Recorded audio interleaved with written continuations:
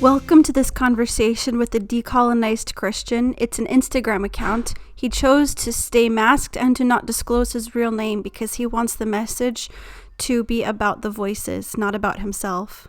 I wanted to read that thing to start this off because it's so powerful. Jesus was not a white American man. The U.S. flag is not a symbol for the Church of Jesus. The national anthem is not a holy hymn. Slavery was not a necessary evil to build empire and bring Africans to Jesus. Plus, Africa has long known and welcomed Christ Jesus. Bernice King. She's she the daughter of Martin Luther King Jr.? Yes. Oh.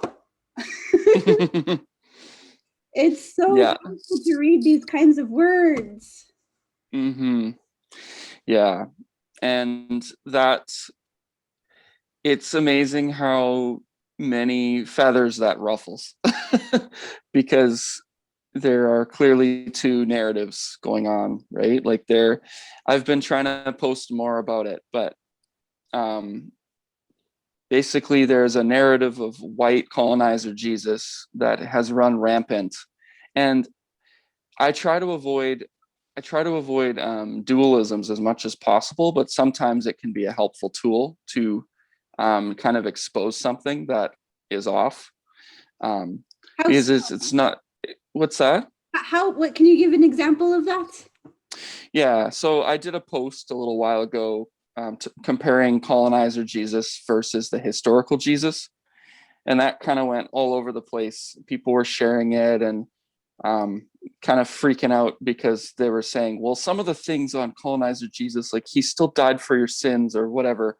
But what I was trying to get at was not that everything on the one side is wrong, but it's that everything on the one side is emphasized over the other, right? And so when you have two narratives, but one is being used to over top of the other narratives, which need to have equal weight, if not more weight to them, then a lot of harm can be done because one narrative is used for control, right? And the other is used for liberation in so many ways.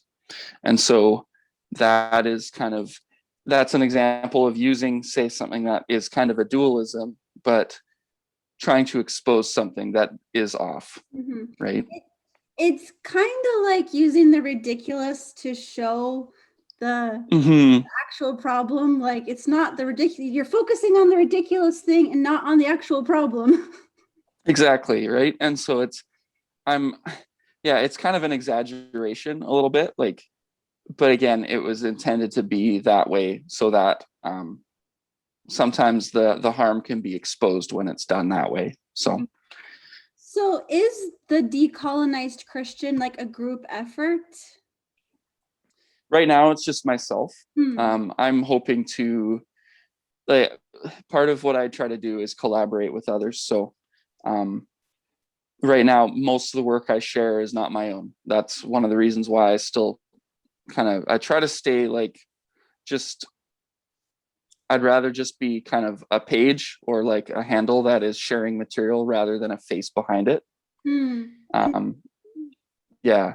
And part of that is because I do hope to expand in the future and include other people, particularly people of color who can help us to actually decolonize here in the West, because where I live is on unceded Indigenous territory, and this land that I live on it was taken illegally. Like it was essentially claimed by the British Crown and it's unceded. It still is unceded to this day. And that's most of the land. I live in Canada, which is just north of the States, America, and most of our country is that way. All of it was taken illegally. There's only a very small sections of land in Canada that were actually purchased. And originally the Royal Proclamation between Britain and Canada was supposed to actually uphold Indigenous territory and their land. But over time, their territory has continued to shrink And Canada continues to practice in those colonial methods to infringe on Indigenous territory. And they continue to push pipelines through and like all sorts of things happening, right? And just in the city I live, they had a pipeline spill just last year where they had like 92,000 gallons of oil spilled right on their Indigenous land, like right on their territory. And so it's, yeah. And so these are the kind of injustices we're seeing like in Canada. And there's a large movement happening. Like there's more and more Indigenous theologians coming up and being raised up. And there's schools that are specifically dedicated to decolonizing and in bridging kind of Indigenous beliefs and practices and culture with theology and Christ. And it's very much more rooted in in helping us decolonize and helping us look after the earth in upholding tradition. And so those people are the voices and the leaders in this kind of movement. And they would be called post-colonial voices is kind of the term that would apply to them, because they are the ones who will actually lead this effort in decolonizing.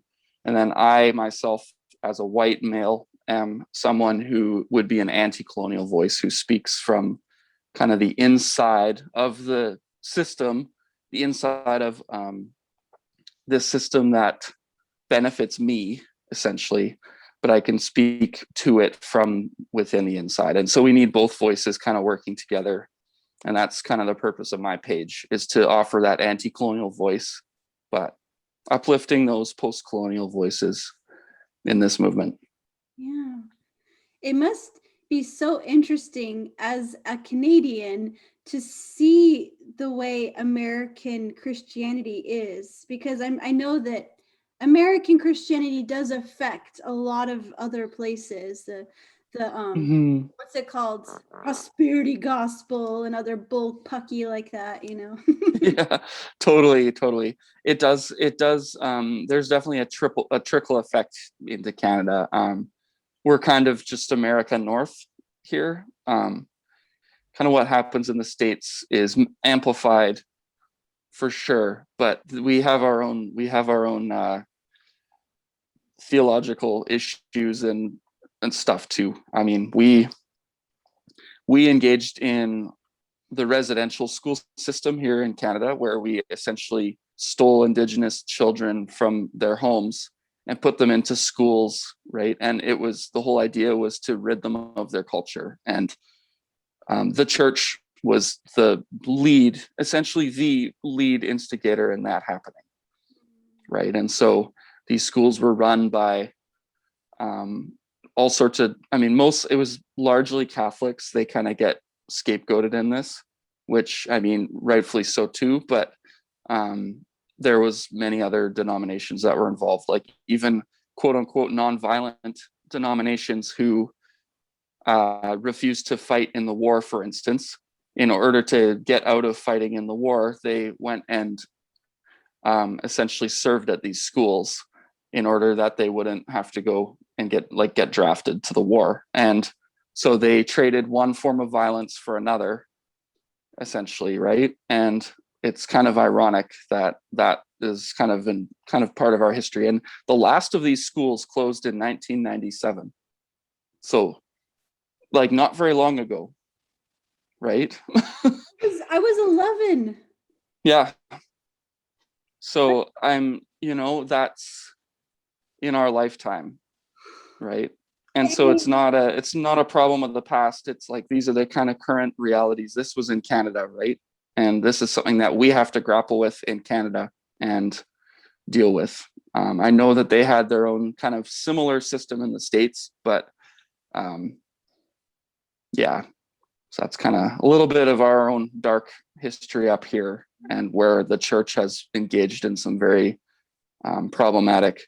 There was several thousand children who died in these schools over the years, and the abuse that happened, it's crazy. Like it's a very, very unfortunate and dark history of our country. And Yeah, and just a blatant example of colonialism. In Vancouver, which is the nearest kind of city just down the road, they about 60% of the homeless population is Indigenous, and many of them are residential school survivors.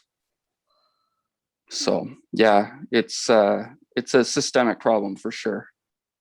and we have to learn about it. We have to acknowledge them and learn their names and care, and not just think, oh, get over it, it's the past, there's nothing that can be done about it. Because I feel like that's the kind of thing, maybe if it wasn't used in those words, that's the kind of mentality that I persistently heard about things like, oh, why are people still whining about slavery, it's not happening anymore.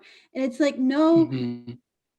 you don't understand the way that trauma is inherited in the DNA. You Mm-hmm. don't understand that I was used to be an actor with a theater company, and one of the plays that was actually for children, but it had such a powerful line, and it's this: a wrong hangs in the air until it is forgiven. Mm. Yeah. So, what does it mean to decolonize Christianity? Like, how can we extricate the wrong things that have like Hmm. gunk that's gone over the truth of Jesus, and just find God again? I would really recommend the book Unsettling Truths by Mark Charles and Soon Chung Ra. Um, it covers a lot of this history, but they take it all the way back to Constantine. They take it all the way back to Christendom. Wait. The Mm-hmm. Constantine, by this symbol we will conquer. Yeah, it was. I think that was Constantine. Yeah, The but it first goes. the first Christian emperor. That's correct. Yeah, so 327, I think it was year Emperor. 327. Yeah. Well, he refused to get baptized until his deathbed because he knew that Jesus and empire don't mix. And so they christened Christianity, right? Christendom was essentially the time when true Christianity in a lot of ways died. It was imperialized. There had been some imperialization before that for sure. And I know a lot of Orthodox Christians like to remind me of that, and they're very resistant even to the term Christianity. But essentially, Constantine was the one who made it the official religion of the Roman Empire. And they were using the name of Jesus to conquer and colonize others. And that ever since then, major empires in the West have been Christian, right? And so we've had, yeah, exactly. And it's been used for power, it's been used for dominance, and it's been used for expansion, right? Expansionism of empire. And this is what happened. Then kind of fast forward, and lots of things happened in between, but fast forward to the 1400s, and a papal bull was written. This is from the Pope, and essentially they allowed Spain, or the king from Spain, to be able to discover lands for God. And so in 1492, Christopher Columbus sailed the ocean blue, right? And he came across the Americas, but he thought they were in India or whatever, but they essentially were given authority by the church and state to claim those lands for God. When of course there had been people who'd been living there for, well, they have, in some nations here in North America, have records going back 50,000 years. 50,000 years, and they call it Turtle Island, North America. That's their name for it. And 50,000 years of civilization that had lived here, and only 500 years ago, just over 500 years ago, Christopher Columbus claimed that he discovered these lands. And so here we are today, right? And now America is the greatest military superpower the world has ever seen. And they consider themselves a Christian nation, right? But what is the original sins of America, right? I mean, the first one was Indigenous genocide. It was not just a cultural genocide, which it certainly was, but it was an actual genocide. I mean, there's story after story of Puritans and others coming and wiping out entire nations when the men were off on the hunt. They would just obliterate these nations that were basically just vulnerable children and women, and they would just wipe them out. And they were using conquest language from the Old Testament, right? From Joshua, from Judges, right? And they were naming these settlements, places like New Canaan, New Jericho, and those names still exist in America. There's literally those towns that still exist in America today. So though that's kind of some of the dark history there. And then of course the other major sin of America was slavery, and essentially stealing Africans from their homelands and enslaving them. And then of course the evangelical church kind of shoves it under a rug and covers it up by saying, well, at least now they know Jesus, right? At least they've had an opportunity to know Jesus. But this is again part of the history that people forget is Christianity in Africa is one of the oldest traditions. The Ethiopian that was baptized on the like African. Even many of the earliest church leaders, they would say, were Black. And people like even, I mean, this isn't even that early, but Augustine, who we kind of hold so much to in our Western faith, but he was very likely Black. And so here we are, right, with this belief that we white people brought Christianity to Indigenous people and to Black people is kind of false, because we brought them empire is what we did. Yeah. Right. And there's a distinguishing between the two, right? There has to be. The book of Revelation that's the purpose of the book. It's like it's essentially warning us of the dangers of civil religion, right? Every empire has its religion, its beast that it worships, right? That's that whole idea, right? It's used for power and dominance. And then there's what real Christianity is it's the book of Revelation uses the lamb, the metaphor of the lamb. The sword does not come from his hand, it comes from his mouth. It's his word. It's non-violent, right? It's not one that's used to smite people. He's wearing a robe that's dipped in blood in the book, and it's his own, right? And that's the power of the lamb in light of the beast of the empire.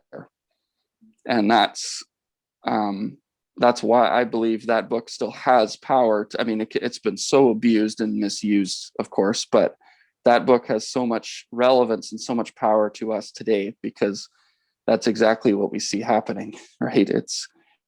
It's Christianity kind of packaged up. It's packaged up Christianity, but really it's using Jesus as a prop for civil religion. People see how unchristian the American gospel is and walk away from that. Like, I'm really, really desiring to see what Christianity looks like apart from that. One of the people that I think does a really great job of living an alternative life of community and love is Shane Claiborne. Are you familiar with him? Yeah, I'm very familiar with Shane. I'm actually going to have him on my channel. Oh, cool. Yeah. He's so great. Yeah. He's so lovely. Yeah. They live in community. They share what they have. They work to create beauty and life in the world. They are turning guns into gardening equipment. It's just, yes, how do we bring that where we are, and how do we live the way that Jesus meant for us to live? I don't intend to be able to fully answer the question myself, but I think that's the right question to ask, right? That's the we need to continue asking those questions. In my context, in my sphere, in my city, in my country, how do I live in a way that is the way of Jesus, right? How do I live countercultural to, you know, what we're seeing? How do I stand up for those who don't have a voice? How do I vote for people? I mean, this is a big one. Voting for those who can't vote, right? Voting for I that's become a huge thing that a lot of Christians I've kind of had conversations with are talking about, right? It's, you're not voting for your own personal rights, but you're voting for those who, you know, someone just stepped off a boat and onto this country or into this place, and how would I need to be thinking about them when I go into the voting booth, right? I think that it's what's really happened is so many people have seen the systematic abuse that happens in churches and been caught up in the wheel of the capitalistic machine that runs it, and have seen the hypocrisy of the political beliefs totally taking advantage of the weak, opposite of what Jesus talked about, and they walk away from it. And like, I'm walking away from Christianity. No, you're not walking away from Christianity. You're walking away from what's wrong. But Mm-hmm. so easy. And I'm one of the people that's had a sour taste in my mouth for the longest time, because it's like, I thought that people would be transformed by the Holy Spirit. I thought that there would never be abuse in church because God would reveal that to people, and the truth would shine. And it's like, it's just really hard to want to read my Bible when I think I'm only going to read this with my American evangelical perspective. Mm-hmm. Yeah, no, totally. And that's very relatable. And I remember, yeah, I remember when my eyes were kind of first opened up to kind of some of those realities. It's like having those cultural blinders taken off, right? It's like it's like using the metaphor of Apostle Paul seeing Jesus on the road to Damascus, and it's like he's blinded, right? It's like it's disorienting, it's confusing. You got to go through that, and that's I think important. But yeah, like our churches, especially in America, are set up like businesses, right? I mean, there's a reason capitalism and Christianity are so interconnected. It's this belief in, you know, somebody at the top of an organization, and it's top down. It's like it's a pyramid, right? Mm-hmm. It's power. It's And you sacrifice the pawns to protect the queen.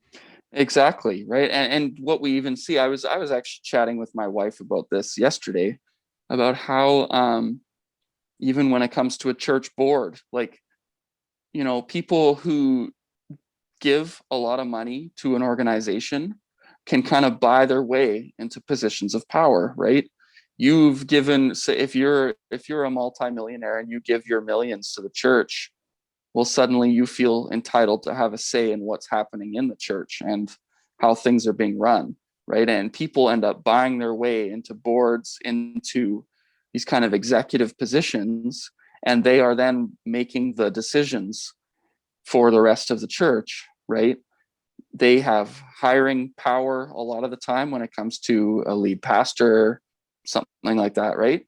And, you know, it very much mirrors the kind of thing that we see happening with businesses and even politicians in America, right? Where they can fund individual politicians in a region, you know. And I mean, it doesn't quite happen to the same extent in Canada. We've got a few issues too. Of course, different companies can, you know, fund different parties, political parties and stuff. But, you know, essentially the wealthy people they're the ones who pay, you know, that's these politicians make most of their money from the support of, say, the CEO of Amazon or Walmart or these big organizations, right?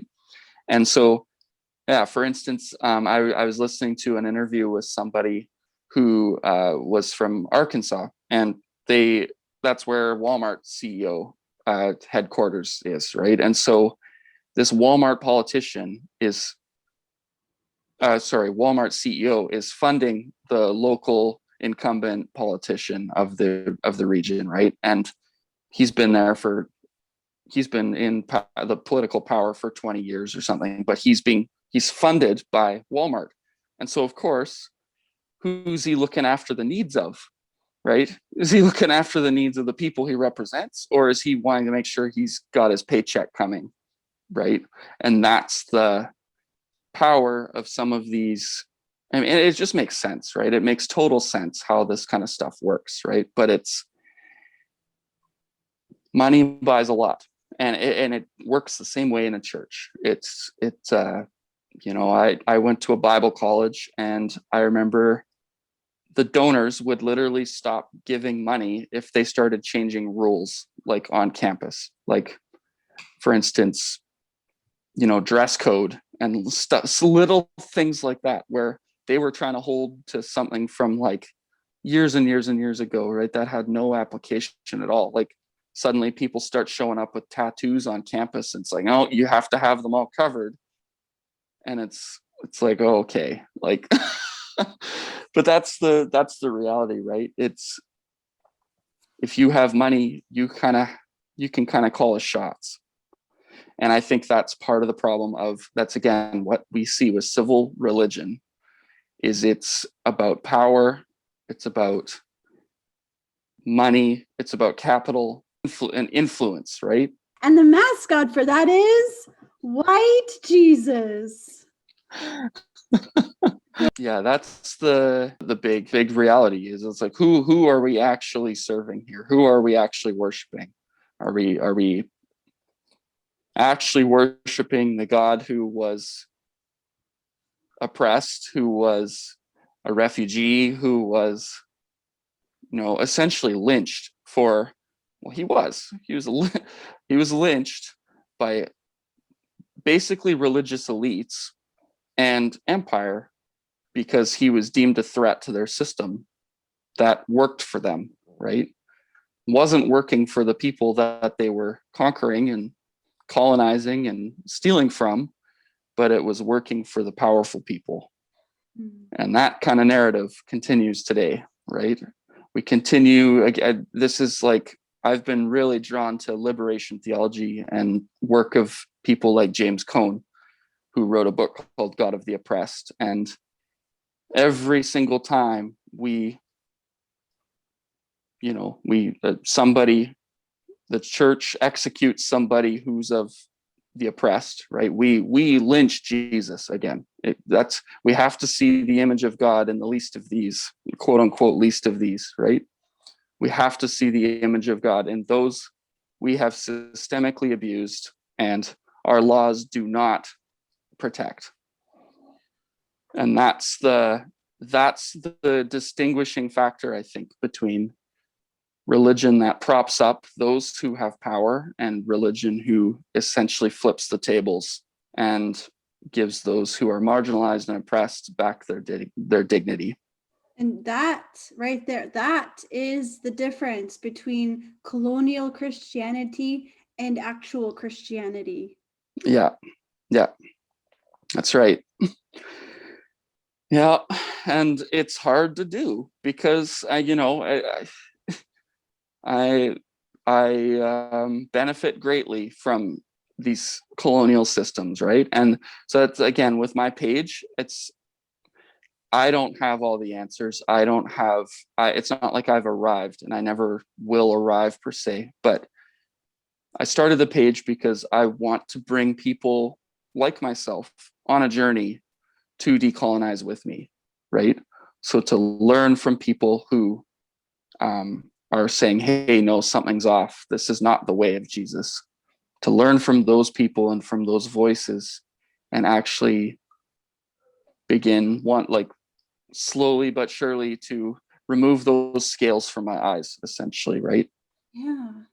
And to learn to practice a total new kind of Christianity. I'm on a journey of that in my YouTube channel. Not all of my conversations, but some of them are in that direction, like talking with a friend, Miss Andrea, about the slave Bible and the history of that, and about her experiences of growing up Black and the mindsets that she was raised with. And I'm just really excited to have more and more conversations to give people the chance to tell their stories and to learn, and other people can watch and learn with. Oh, that's powerful. Yeah. That's really good. I want to ask, have you rediscovered Jesus? Have you, like, getting out the old, how has it been discovering the actual Jesus? It's been a process. I think I'm still in the process of discovering who that Jesus is. But I think it's been, I mean, I know this word is thrown, I just was throwing this word around, but it's definitely been liberating. It's been something that has been challenging for sure. my own comfort, my own preconceived ideas. There was a lot of comfort in that, Jesus, this believing in a Jesus who cares about my own salvation or my own prosperity here on earth or whatever, those kind of embedded ideas that we tend to have here in the West. And to shed those is hurt for sure, but it's also been just so empowering to come across the Jesus who actually cares about those that we overlook. And I think I'm just trying to learn to have those eyes to see those people that are essentially systemically, I use that word a lot, but those that we have systemically abused and hurt and marginalized, right? Those who we have pushed to the side intentionally. And that, I think, is that's been a process that I get excited about even when I think about it. And that's the Jesus I'm falling in love with again, right? Like that's the God who is always on the move, who hears the cry of those who are under the boot of empire, and he moves and he does something about it. That to me is the God of the Bible, and that is the God I want to follow. The God who leaves the 99 for the one. That's right. I'm really, really excited to find voices and bring us together, build our communities. It's like, I recently, yesterday, uploaded a video of a conversation with a woman talking about her abortion, because I wanted to show how not black and white everything is, and how there has to be room for grace and compassion, even in something like that. Like, we don't know the full story, and people just don't want to step outside of their comfort zones. They were like, no, it's bad to be gay and abortion is murder. It's like, these are the only issues that I'm going to vote about. Yeah, there's usually a whole lot more behind the story than we realize and we like to think, right? And I think that's the danger of turning everything into it has to apply in all situations, like, you know what I mean? There's just there's no room for nuance or for debate in something. It's just I think we need to just have as much grace and as much mercy as possible and learn to practice that as best we can. Exactly. But at the same time, call out things that we know are unjust and are actually harming people. But we are both voices on the same path of saying things that are going to ruffle feathers because they need to be ruffled. We need to think outside of the little boxes and listen to things that we think I'm probably going to disagree with this, but I should listen to this. I do want to learn and grow. That's what I think that is probably exactly the same thing you're hoping for your content, the content. Yeah, absolutely. I think learning from as many people that aren't like me is so important. We've allowed white, mainstream, evangelical, patriarchal voices to lead the conversation around theology for far, far too long. And we need to start in understanding how other people read the same Bibles that we read. How do they interpret it in the East? You know, there's an entire half of the church that isn't the West. Right? We forget that. And they have a totally different understanding. In fact, the whole Bible was written from an Eastern perspective. And so, you know, they're not talking about, you know, when the word you is in the Bible, we think that's talking directly to me. This is God's letter to me in the Bible. It's not. It's talking about the plural you 99% of the time, right? Like that's this little things like that we tend to miss in our individualistic westernized world. And we need to start seeing the Bible and interpreting the scriptures from a different lens and from as many lenses as possible. And that's part of a conversation of decentering whiteness in theological spaces. You know, whiteness has been standing on top of the table where everybody else has a seat around the table. And what we're just asking, it's not like we're discrediting white evangelicalism or white theology, but we are asking them to take a seat at the table with everybody else. I mean, it discredits itself when you see the fruit of the labor. So exactly. It doesn't need our help discrediting it. That's right. Yeah. How I end my conversations is I give hugs. Hugs. I love it. Sure. Thanks so much for being here, and I really look forward to seeing what you post and seeing how feathers get more ruffled. Thank you. Bye.